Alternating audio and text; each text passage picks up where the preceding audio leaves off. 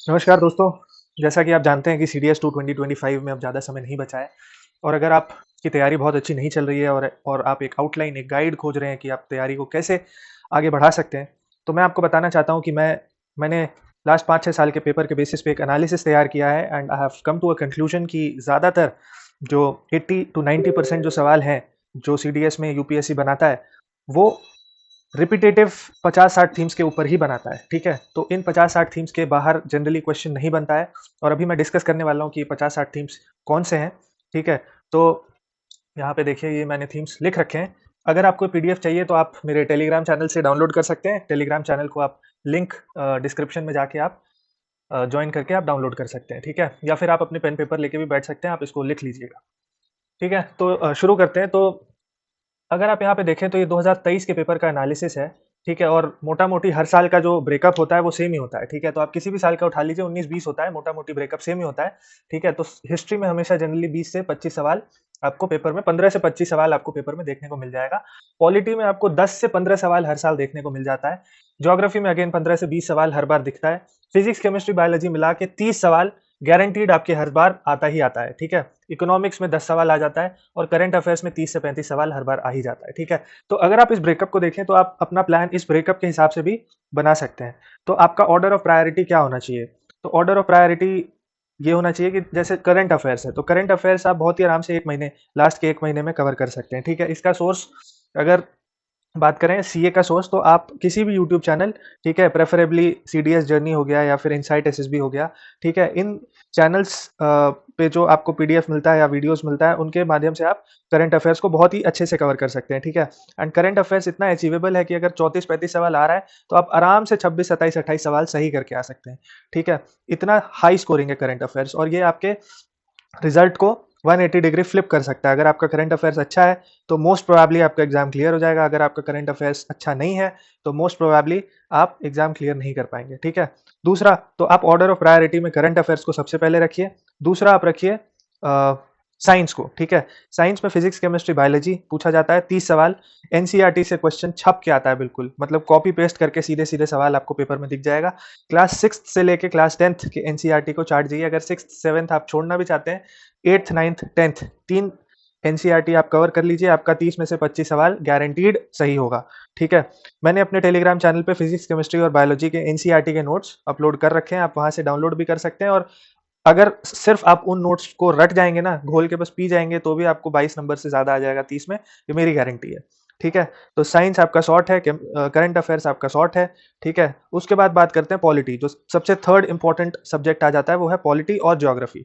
ठीक है, पॉलिटी में आपको सबसे पहले कवर करना है प्रियम्बल। ठीक है, प्रियम्बल से एक आध सवाल आपको हर बार, ऑलमोस्ट हर बार देखने को मिल जाता है। ठीक है, फंडामेंटल राइट से 1 से 2 सवाल हर बार देखने को मिलता है। सवाल ही नहीं उठता कि कोई ऐसा पेपर हो जिसमें आपको फंडामेंटल राइट से सवाल देखने को ना मिले। ठीक है, तो आपको ये दोनों चीजें करनी है। और आपको तैयारी कैसे करना है? तैयारी करने का बहुत सिंपल तरीका है, चैप्टर को पढ़ो। ठीक है, जहां से भी नोट से पढ़ रहे हो या बुक से पढ़ रहे हो, चैप्टर को कंप्लीट करो। उसके बाद उस चैप्टर के बेसिस पे जितना एमसीक्यू पूछा गया है आज तक, चाहे सीडीएस हो, सीएपीएफ हो, चाहे यूपीएससी हो, उन सवालों को लगाओ। तो आपको एक चीज पता लगेगा कि चैप्टर भले हो सकता है 30 पेज का हो या 20 पेज का हो, ठीक है, बट जो सवाल है वो रिपीटेटिव है और वो सवाल वही 5 7 8 10 पॉइंट से ही पूछा जा रहा है बार बार। इसका मतलब अगर चैप्टर 20 पेज का है, उसका क्रक्स सिर्फ 1 या 1.5 पेज का ही है, उसकी 1 1.5 पेज से बार बार सवाल पूछा जा रहा है। ठीक है, तो आपको जैसे ही आप एमसीक्यू लगाओगे ना, तो आपको एक अंदाजा या एक एक आपको पता लग जाएगा कि इस चैप्टर से क्या पूछा जा रहा है बार बार। ठीक है, और उन चीजों के अलावा और कुछ नहीं पूछा जाएगा फ्यूचर में भी। ठीक है, आपको एग्जामिनर का साइके समझना है, साइक समझना है कि वो सोच कैसे रहा है और वो सवाल कैसे बना रहा है। ठीक है, इट इज दैट सिंपल। तो आपको चैप्टर पढ़ना है, फिर उसका एमसीक्यू लगाना है। ठीक है, उसके बाद आ जाते हैं DPSP. DPSP again very important. DPSP से जो अमेंडमेंट्स वगैरह हैं वो पूछे जाते हैं, कभी कभी फंडामेंटल ड्यूटीज पूछा जाता है। बट उसके अलावा पार्लियामेंट और स्टेट लेजिस्लेचर एक ऐसा टॉपिक है जहां से गारंटीड 1 से 2 सवाल हर बार आपको देखने को मिलेगा। मतलब अगर आप मेरे से पूछो ना कि पॉलिटी में अगर सिर्फ 2 चीजें पढ़नी है तो क्या पढ़नी है, तो मैं बोलूंगा पार्लियामेंट और फंडामेंटल राइट्स। ठीक है, अगर आप सिर्फ ये 2 चैप्टर कर लेते हो तो आपको 3 से 4 सवाल यहीं से देखने को मिल जाएगा।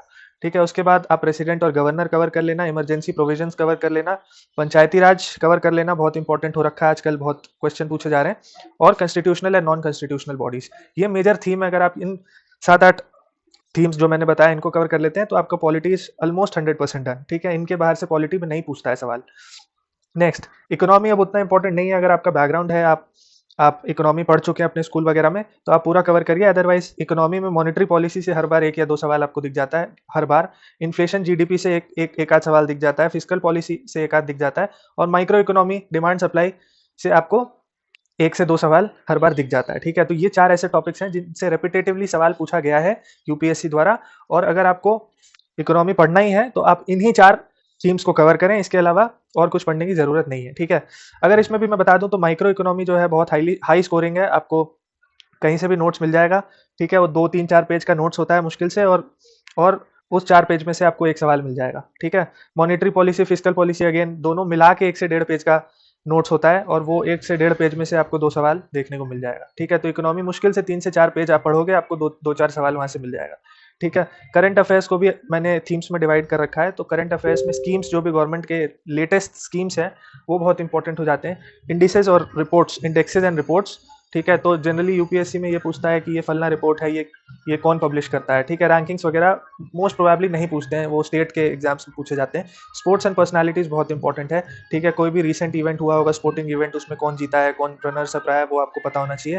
प्लस पर्सनालिटीज, तो रिसेंटली अगर कोई बहुत बड़ा बंदा होगा जिसको भारत रत्न दिया गया, या कोई ऐसा अवार्ड मिला है जो जो रिसेंटली न्यूज़ में है, तो वो बहुत इंपॉर्टेंट है। उसके अलावा कोई ओबिचुरीज हैं, अगर किसी का डेथ हुआ है रिसेंटली, कोई बड़े आदमी का, तो वो इंपॉर्टेंट है। ठीक है, अवार्ड्स इंपॉर्टेंट है। मिलिट्री एक्सरसाइज सीडीएस के लिए बहुत जरूर इंपॉर्टेंट है, एक से दो सवाल गारंटीड आपको इससे देखने को मिलेगा ही मिलेगा। ठीक है, फिर समिट्स, कोई समिट होगा जो इंपॉर्टेंट समिट, जो पूछ लेते हैं कि ये फलना समिट कहाँ पे हुआ था, या 2026 में कहाँ पे होगा, या 2024 में कहाँ पे हुआ था। ठीक है, एक साल आगे का, इस साल का और एक साल पीछे का आपको पता होना चाहिए। ठीक है, सारे इंपॉर्टेंट समिट, जैसे ब्रिक्स समिट हो गया। ठीक है, इन टाइप के सारे समिट्स को आप देख लेंगे, आपको आराम से ये इंटरनेट पे, यूट्यूब पे आपको मिल जाएगा। ठीक है, फिर बात करते हैं ज्योग्राफी। ज्योग्राफी में सोलर सिस्टम और एटमॉस्फेयर बहुत इंपॉर्टेंट है, हर साल सवाल पूछते हैं। फिजियोलॉजिकल डिवीजन, ठीक है, हिमालय वगैरह के बारे में, इंडिया के पूरे फिजियोलॉजिकल डिवीजन पे सवाल बहुत ही प्रोमिनेंटली, कंटिन्यूसली हर बार पूछा जाता है। ठीक है, जैसे कि हिमालय के बारे में सब कुछ आपको पता होना चाहिए। उसके अलावा साउथ इंडिया के टोपोग्राफी के बारे में आपको पता होना चाहिए। ठीक है, उसके बाद बात करें तो ओशिनोलॉजी। ठीक है, ओशिनोलॉजी से सवाल पूछता है कौन सा हॉट वाटर स्ट्रीम है, कौन सा कोल्ड वाटर स्ट्रीम है, ये सब पूछा जाता है। ठीक है, उसके बाद क्लाइमेटोलॉजी, क्लाइमेटोलॉजी बहुत इंपॉर्टेंट है, इससे सवाल बनता है हर बार। इंडिया के सॉइल, ठीक है, इंडिया के सॉइल के बारे में आपको पता होना चाहिए। दो चार चीज़ें हैं बस, उतना ही आप ध्यान रखोगे तो सॉइल आपका कवर हो जाएगा। एग्रीकल्चर, एग्रीकल्चर पे सवाल पूछा जाता है, और ये बहुत ब्रॉड थीम है, मतलब बस आपको पता होना चाहिए कि वेस्ट इंडिया में ये फलना क्रॉप उगता है, साउथ इंडिया में ये उगता है, मोटा मोटा पता होना चाहिए। उसके बाद आप एग्जाम में आराम से ऑप्शन देके एलिमिनेट कर सकते हो। ठीक है, रिवर सिस्टम से एक से दो सवाल गारंटीड हर बार पूछा जाता है, ऐसा कोई पेपर आपको नहीं मिलेगा जहाँ पे रिवर सिस्टम से सवाल नहीं पूछा गया, इंडिया के रिवर सिस्टम से। ठीक है, फिर 2025 के लिए सबसे इंपॉर्टेंट हो जाता है करंट मैपिंग। ठीक है, जिसमें कि आप मिडिल ईस्ट को पूरे अच्छे तरीके से, मिडिल ईस्ट में जितने समुद्र वगैरह है, ठीक है, कंट्रीज हैं, उनको आप अच्छे से देख लोगे। और प्लस जो अभी रिसेंट इवेंट्स हुए हैं ईरान इसराइल में, ठीक है, उनके आसपास के सारे एरियाज को अच्छे से आप मैपिंग कर लेना। अब हिस्ट्री का बात करें तो हिस्ट्री में आप अगर चाहो तो आप मिडीवियल और एंशियंट आप पूरी तरह से छोड़ सकते हो। ठीक है, अगर मिडीवियल में कुछ पढ़ना भी है तो आप दिल्ली सल्तनत पढ़ लेना, और विजयनगर अंपायर पक्का पढ़ लेना, क्योंकि विजयनगर अंपायर से लगातार सवाल, बार बार एक आध सवाल देखने को मिल रहा है। ठीक है, विजयनगर में भी अगर और इम्पोर्टेंट बात करें तो विजयनगर में भी आप देख लेना कि जो फॉरेन ट्रैवलर्स हैं जो इंडिया में आए थे, उनके बारे में पढ़ लेना। ठीक है, और modern history again very important. Modern history से आपको 10 से 12 से 15 सवाल देखने को मिल जाएगा। और मॉडर्न हिस्ट्री में भी अगर बात करें तो गांधी जी के बारे में सब कुछ कवर कर लेना डिटेल में। ठीक है, सिर्फ गांधीयन मूवमेंट्स और गांधी जी के सेक्शन से ही आपको 5 से 6 सवाल देखने को मिल जाएंगे। उसके अलावा आप governor general and vice Royce के बारे में सब कुछ देख लेना। और इंडियन नेशनल कांग्रेस, अगर आप इन तीन चीज़ को कवर कर लेते हो, Indian national Congress, governor general, vice Royce, Gandhian movement, तो आपका 80% मॉडर्न हिस्ट्री कवर्ड है। ठीक है, और अगर आपको, फिर इसका भी नोट्स मैंने अपने टेलीग्राम चैनल पे डाल रखा है, अगर आपको चाहिए आप टेलीग्राम चैनल ज्वाइन करके इसको डाउनलोड करके आप रिवाइज कर सकते हो या पढ़ सकते हो। ठीक है, तो अगर आप इतना कर लेते हो तो मेरे को नहीं लगता कि आपका सीडीएस का जो पेपर है वो रुकेगा किसी भी तरीके से। और दूसरा चीज़ जो मैं ये कहना चाहता हूँ कि आप जीके में आराम से इतना पढ़ के 40+ स्कोर कर सकते हो, बट इंग्लिश को नेग्लेक्ट मत करना, इंग्लिश के रूल्स वगैरह अच्छे से पढ़ के जाना। अगर आप रूल्स वगैरह कवर करके जाते हो, स्पॉटिंग द एरर वगैरह आपका अच्छा है, तो आप आराम से 60 से 70 नंबर ला सकते हो। और the moment you are scoring above 70 in English, your work is 90% done. ठीक है, आपको फिर सिर्फ 30, 32, 35 नंबर लाना होगा जीके में, आप बहुत ही आराम से क्लियर कर लोगे। मैथ्स और इंग्लिश को अच्छा रखो, और जीके जितना मैंने बोला है इतना कर लोगे तो मेरे को नहीं लगता कि आप 40 नंबर से कम लाओगे, आप आराम से 40 प्लस स्कोर कर सकते हो। Thank you.